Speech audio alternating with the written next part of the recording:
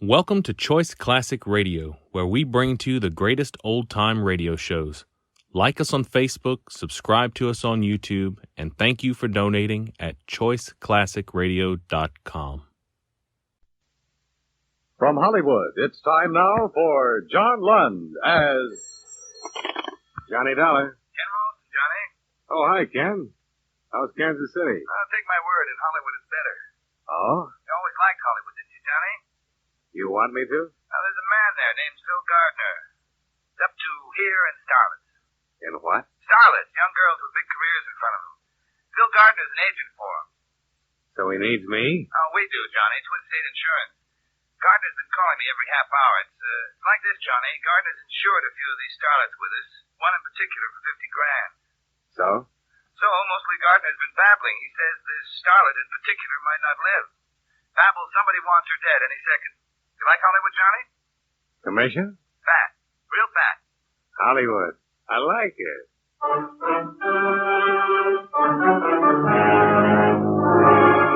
John Lund in a transcribed adventure of the man with the action-packed expense account, America's fabulous freelance insurance investigator. Yours truly, Johnny Dollar.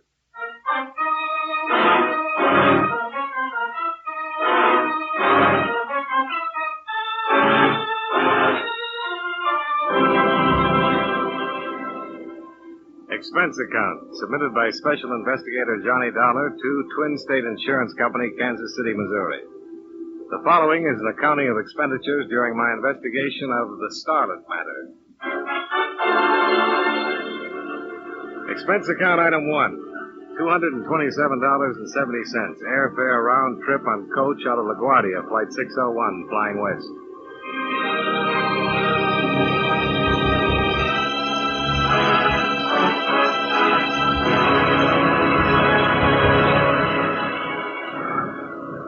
Some 3,000 bumpy miles later, the plane circled Los Angeles in a part of the Pacific Ocean and taxied down the runway at International Airport.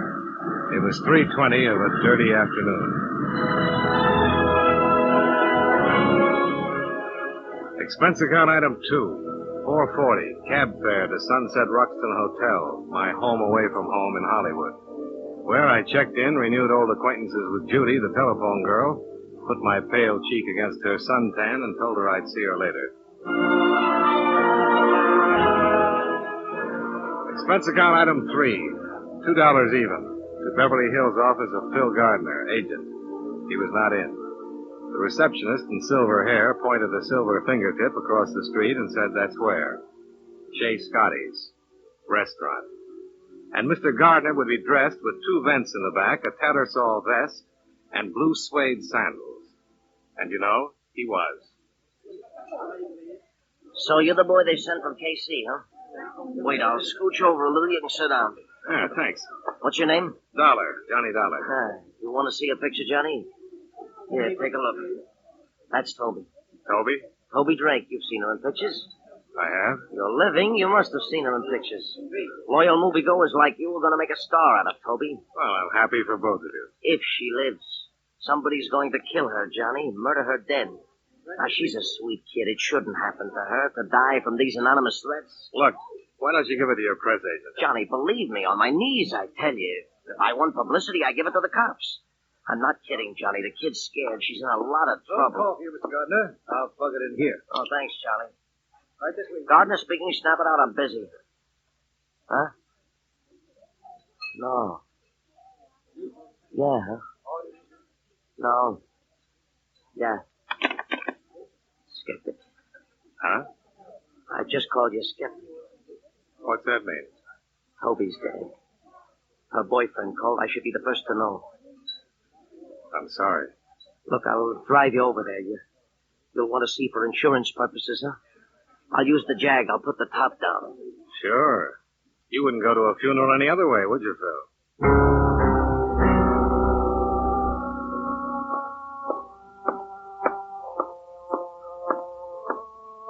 This way.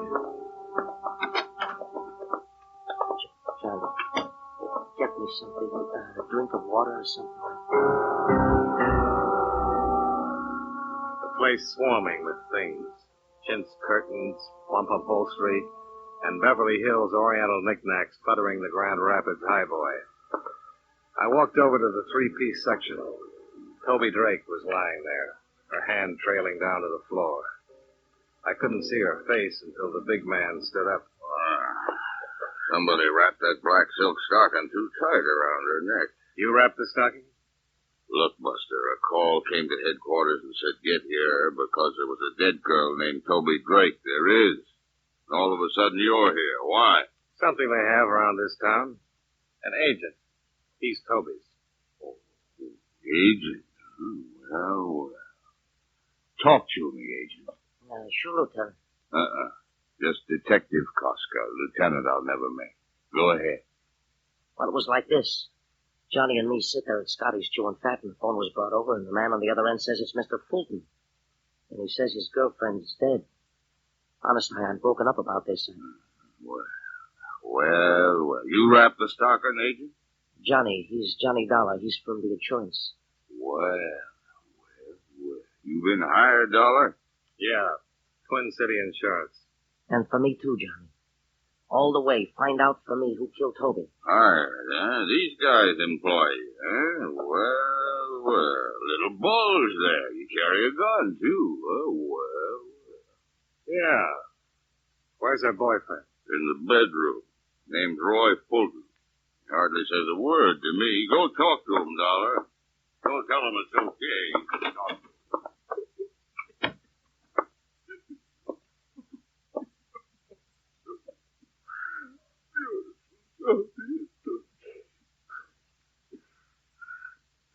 Who are you? Johnny Dollar. I'm an insurance investigator. Toby's dead. She was murdered, Mr. Fulton. I'm trying to find out who did it. We had a date. I came here. I saw her. I didn't lose my head. I called her agent. Then I called the police. Did you kill her? No.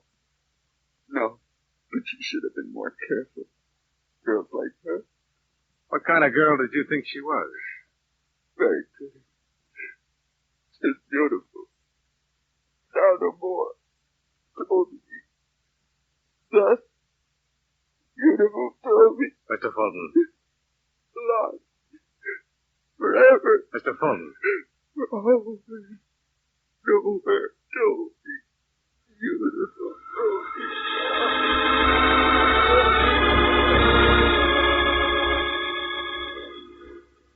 I couldn't get through to him anymore. I gave him back to Koska, and I got out of there. A few thoughts on Toby Drake. Toby, a kid who'd once maybe won a beauty contest. Expenses paid to Hollywood, shake hands with the stars. A nice kid. Pretty kid on her way, now dead. I bought a paper and went back to my hotel. The lobby desk came first. Hi, Mr. Dollar. Any calls for me, Judy? You got a call with a message you wanted? Why don't you come over here and give it to me, Judy? I've never seen you standing up. I'm taller. The message came in 10 minutes ago. You want to reach for it? Shall I read it to you? Read it. Goes like this. First Toby, then Stella Martin. You can't stop it, Dollar. First Toby, then Stella Martin. You ad-libbing this, Judy? Says right here. Who left the message? I took the call. The man said it and hung up. What Stella Martin does he mean, Mr. Dollar? I wish I knew, baby. You think maybe the starlet Stella Martin used to be a starlet? She's not around much anymore. Starlet, huh? How would I get in touch with a starlet, Judy? Oh, I know. Hand me that phone book.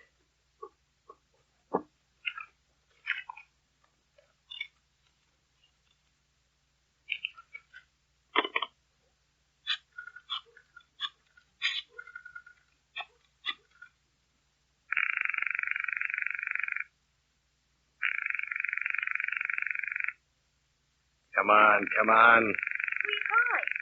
A man who knows starlets past and present. Agent Phil Gardner. Oh.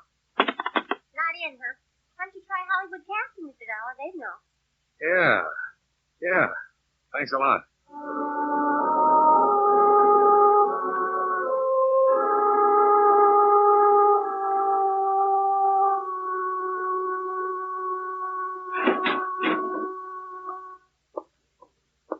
Stella Martin dropped from our ready file.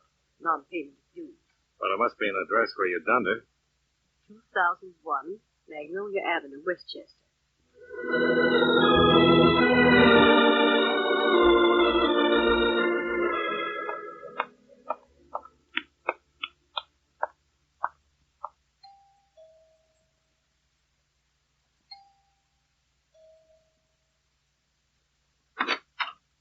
You want what, mister? Stella Martin. She live here? Uh-huh. You're who? Johnny Dollar. Investigations. Got a card that says that? Let's go inside, huh? Just you got a card, just show me. Miss Martin here? No card, huh? Suppose I say yes, she's here. And what happens? I said inside. Glad you did that, Sonny. Now I got a reason. Now cut it out. I just wanted... You're smaller than you look. Oh, try me.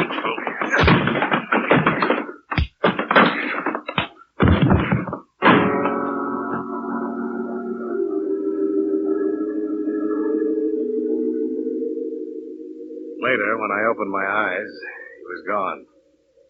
I got to my feet, fell down, then finally made it over to the hallway, where there should have been a bathroom and a towel and some water. The thing that stopped me was the girl in the negligee. She was sitting on the floor against the wall. She was blonde, and her head was turned to one side as if she was wondering about me. There was a stocking tied around her throat, and she was dead.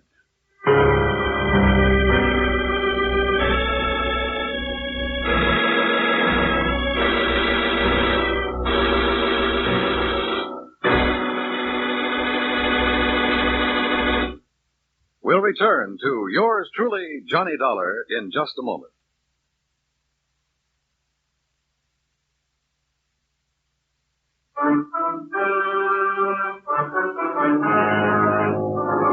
Now, with our star, John Lund, we bring you the second act of yours truly, Johnny Dollar.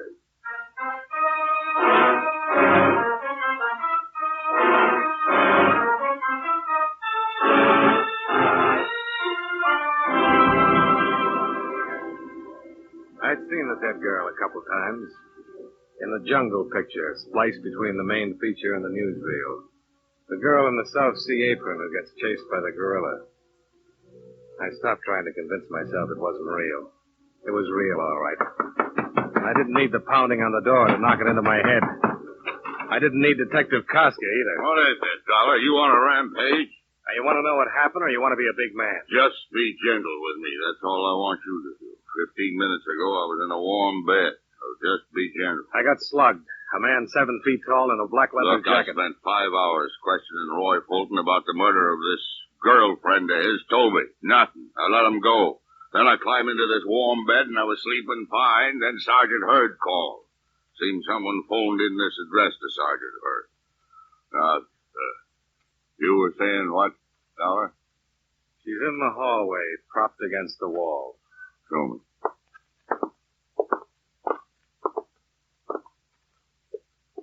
Sigh a deep sigh about the warm bed, Koska. She's young and she's strangled. And her name's Stella Martin. You want to clear it up for me? I got word about her.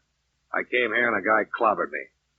I woke up a few minutes ago. Nobody gives me word, Dollar. Why you? I don't know why. If I knew why, I'd know who.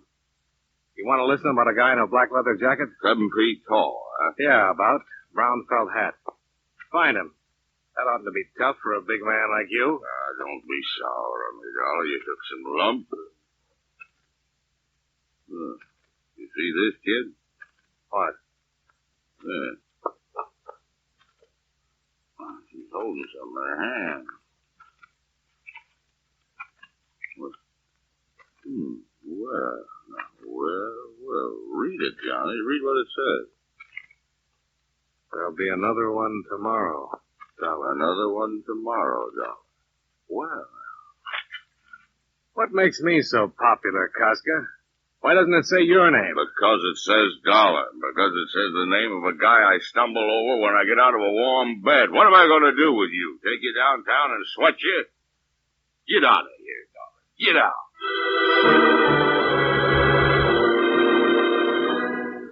Then back into the rose-scented air and the suburban lawn now littered with friends and neighbors. And under the bright neon of the corner cut-rate drugs and sundries, the night-blooming hack stand. I took a cab to my hotel. No more messages, so I went to sleep.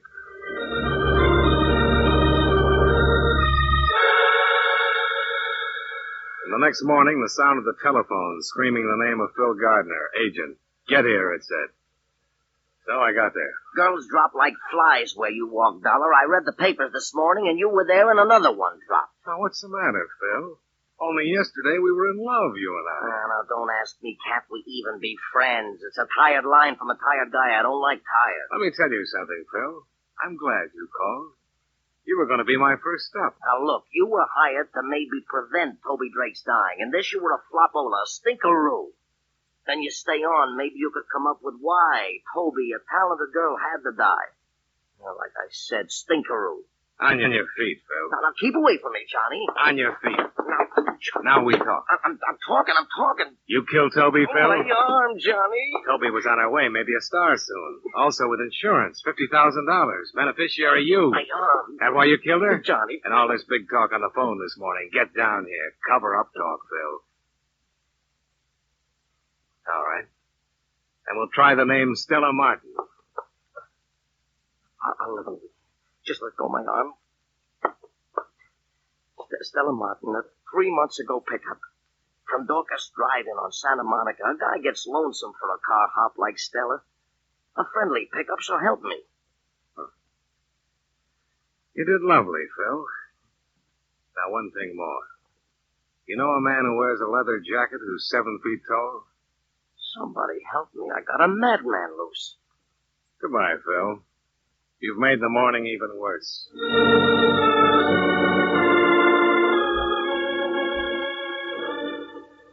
I got to the drive-in on Santa Monica. A cowgirl with a menu and a pair of heavy-duty sheer dungarees threw a card on my windshield that said Phyllis on it. Dorcas, she asked back. Why, that's old Melv over that way. I moseyed on over to old Melv. Yeah, howdy. Johnny Dollar, Insurance Investigations. Melvin Dorcas. Shout out a fella. Howdy. Howdy. You the manager of this place, Melv? Yeah. Top hand. What else? Huh? Oh, tenderfoot talk. Don't let it throw you. I need some information, Mel. Yeah, don't be gravel kicker, son. Speak up. What's on your mind? Know a girl named Toby Drake, Mel? Knowed her. Used to work here. One named Stella Martin? Yep. Do the work this evening. Ain't gonna make it, though. She's dead. She and Toby. Shoot. Seen it in the Gazette. I need your help, Mel. Deputize me? Well, I don't know. Just don't know. If you don't help, there's liable to be another dead girl. Peggy. Who? Smells, son. You got monkeys in your ears? I said Peggy. Peggy Bryan. On account of them 3 girls were thicker than the bobcat's tail. Do tell. Yeah, thicker than that even. Peggy used to work here, too. Drove to work in Toby's auto. You know where I can find Peggy? North Hollywood she lives in. Yeah, wait a bit. I'll dig up her address. You want to wait, son, or you got me writing on? I'll wait, Mel.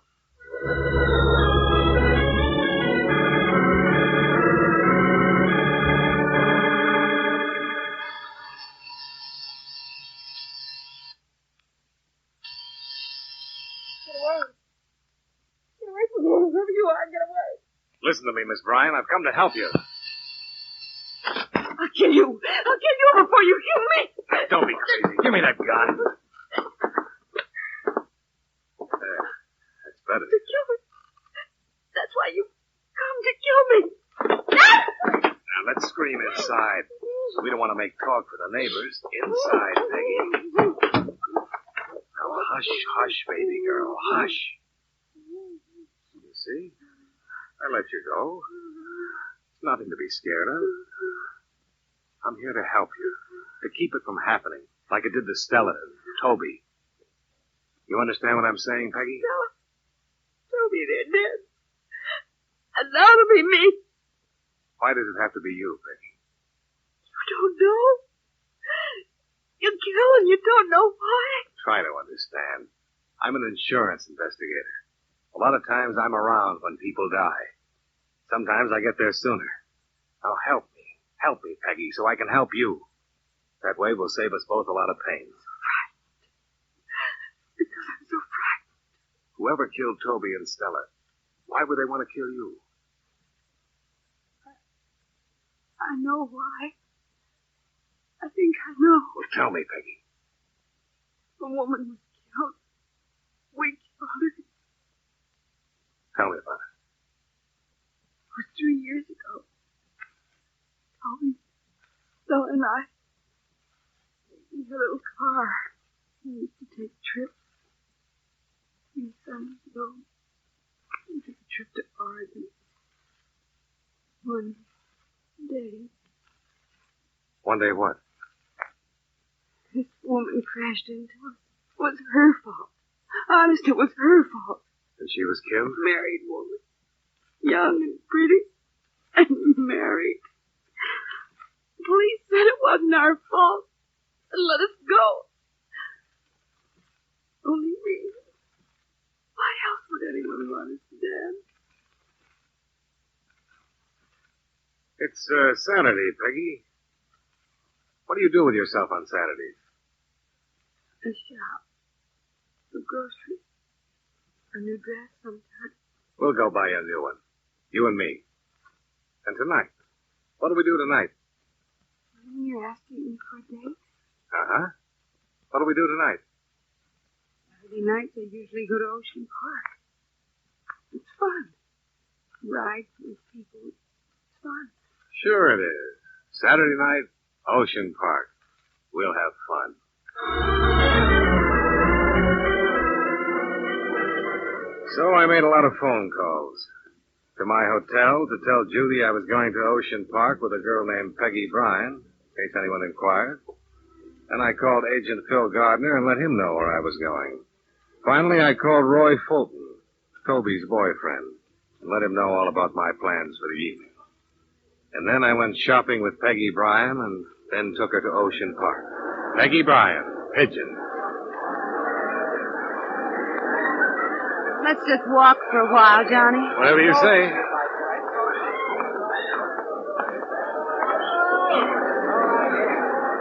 You hungry, Peggy?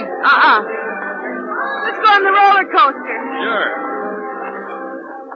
Peggy, What? just stand still for a moment. Look around you. Do you see anybody you know? No. I know what you're doing, Johnny. Why, sure. I'm on a Saturday night date with a nice girl. You think you'll find me here, Johnny? You want me to level, don't you? Is he going to kill me?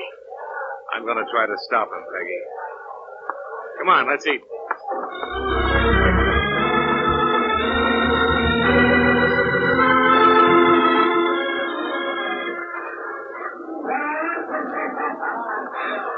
Two tickets, please. Thanks. Let's go, Peggy. Stay close to me, Johnny. A girl can get lost in the fun house.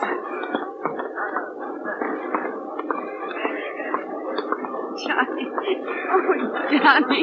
What's the matter, Peggy? Nothing. I'm having such a good time. Ever been through that spinning barrel? Oh, I always fall down. I'll hold your hand. Johnny. What? That man over there. He watched us buy our tickets. Which man?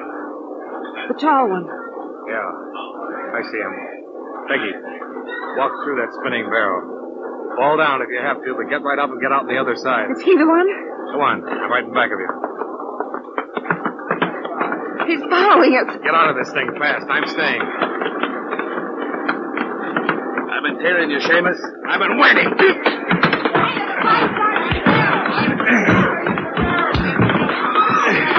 You had enough, Shorty? Yeah. Come on, I'll drag you out of here. Now talk. Talk or so help me. You're crazy, Seamus. Talk. You think I killed her? I didn't kill Stella. She was dead when I got there. I swear she was dead. Yeah, sure she And was. you came in. I went crazy. I wanted to kill. Something to get even. And why are you following me? Because you're a Seamus. If we get to the killer, I want a piece of him.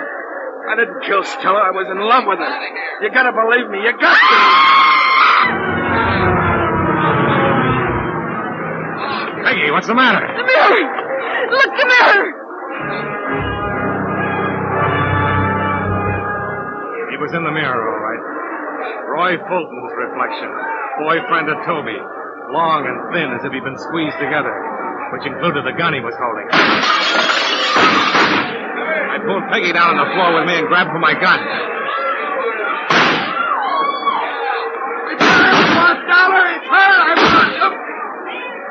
Something happened to him. Something red that splintered on the front of his shirt. But he kept coming. Then the something caught up with him.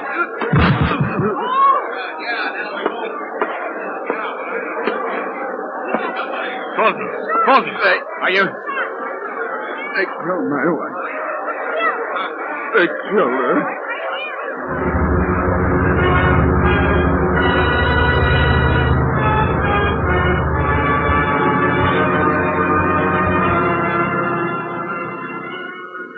Expense account item 4, 1995. To dress a pigeon named Peggy Bryant. Item 5, $112 miscellaneous. Hotels, meals, roller coaster ride, funhouse, etc. Expense account total, $366.05. Remarks?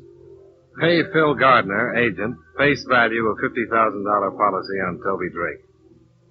Well, all in all, from your point of view, my trip to Hollywood was a failure. From my point of view, I kept one girl out of 3 alive, and I was lucky at that. Luckier than you usually get in Hollywood. Yours truly, Johnny Dollar.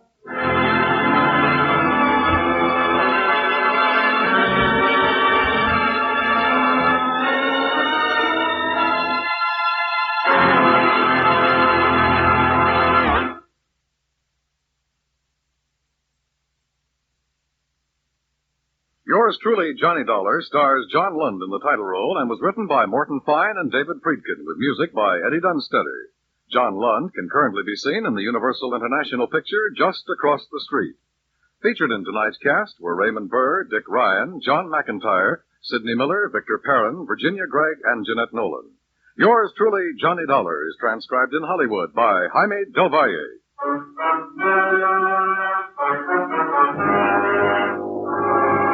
This is Dan Cubberly inviting you to join us next week at this time when John Lund returns as... Yours truly, Johnny Dollar.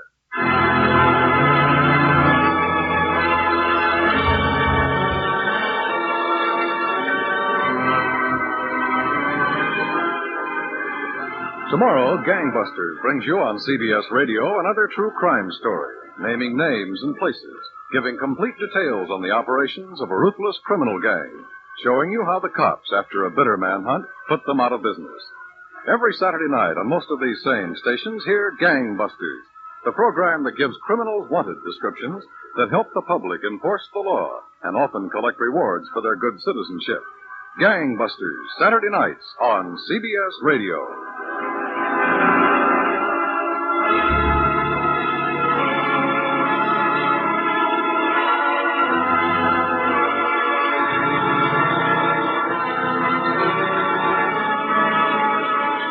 And remember, you'll find Western adventure and music with Gene Autry, Saturday evenings on the CBS Radio Network.